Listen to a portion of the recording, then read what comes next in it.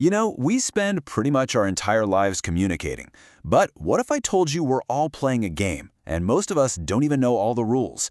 Well, today, we are going to uncover that invisible playbook, all the hidden rules that decide whether you're really being heard or just totally missed. I mean, we've all been there, right?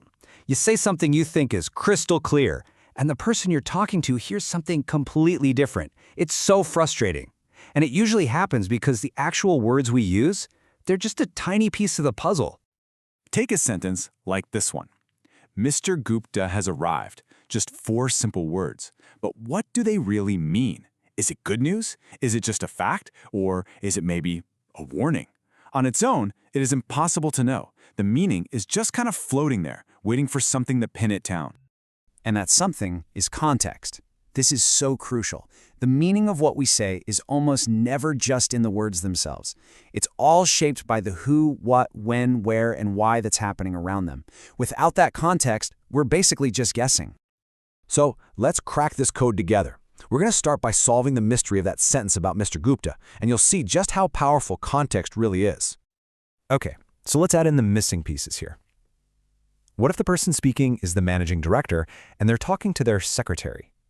And what if this is happening right after they both read a really troubling facts about Mr. Gupta, who's this important consultant that was scheduled to arrive?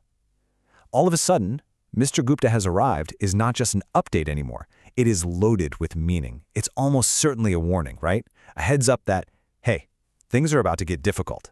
Same words, totally different message. And that leads us to another hidden rule, choosing the right way to send your message.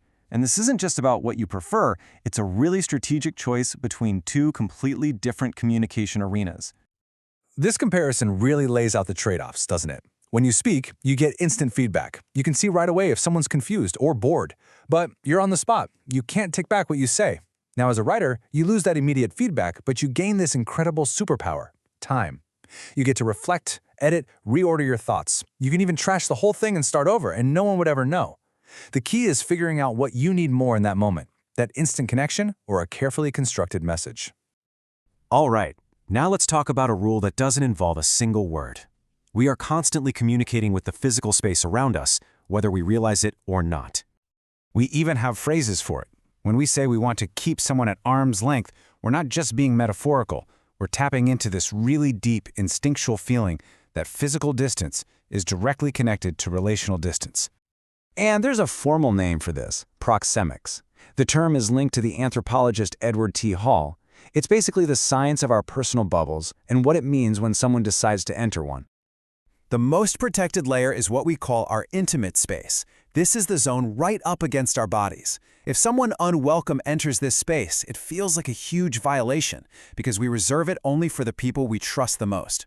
Understanding these invisible boundaries is so important for navigating social situations without making people uncomfortable. Okay, so knowing the rules is one thing, but actually using them is another. So let's open up a communication toolbox and look at a couple of really practical tools to make your messages way sharper and clearer. So here's a question that might surprise you a little bit. We're always told to avoid jargon, right? But is it always a bad thing? Well, the answer is no, not at all. It really all comes down to knowing your audience. Jargon is essentially a specialized shorthand. For a group of insiders, think doctors in an operating room, it's incredibly efficient and precise. But for anyone outside that circle, it's like hitting a brick wall. So really mastering communication isn't about never using jargon, it's about knowing exactly when to switch codes, using it to connect with your group and dropping it so you don't shut everyone else out. Now, think of transitional words as the signposts that guide your listener or reader. They tell people exactly how your ideas connect. Using a word like however shows you're about to contrast something, therefore signals a result. For example, introduces an illustration. They make your argument so much easier to follow. They're like building little bridges from one idea to the next. All right, for our final rule, let's talk about communicating under pressure. In today's world, that pressure isn't just about being clear. It's about being precise and, very importantly, being inclusive. And getting this wrong can have some pretty serious consequences. This story from a real marketing director is a perfect and kind of painful example. The job applicant made a huge assumption that the director had to be a man. And that one tiny assumption right there in the salutation, "Dear Sir," immediately got them disqualified. It had nothing to do with their skills. It was about their awareness. It just goes to show that our language choices signal way more than just our message. They signal our attention to detail and our respect for other people. And as you can see here, it's often really simple to get this right. This isn't about being politically correct. It's about being accurate and respectful. We can easily swap out old gendered terms like chairman or manpower for more precise and inclusive ones like chair and human resources. This isn't some minor detail. It's a clear sign of a modern, thoughtful communicator. So as we wrap this up, I want you to think about this. Communication is a skill. And just like any other skill, it gets better with practice and awareness. So whether it's paying more attention to context, choosing your media more wisely, or using more inclusive language, which one of these hidden rules are you going to consciously try to apply today?